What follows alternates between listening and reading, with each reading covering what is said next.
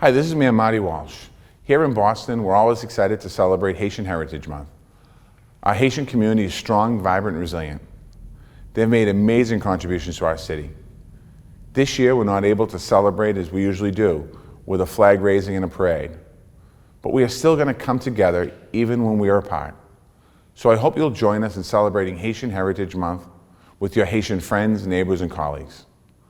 The Boston Public Schools are putting together some fun opportunities. Stay tuned for more information from Superintendent Brenda Casillas.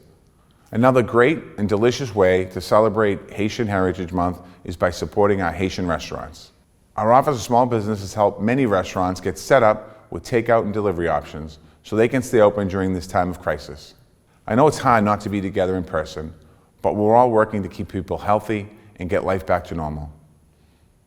I want to thank the members of the Haitian community who are on the front lines of this crisis.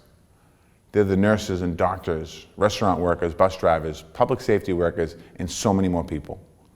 They're working hard to protect us during these difficult times. I encourage everyone to help us by doing their part in practicing physical distancing. If anyone needs help with things like food access or city services, please don't hesitate to contact the city at 311. These are tough times, but we'll get through them together.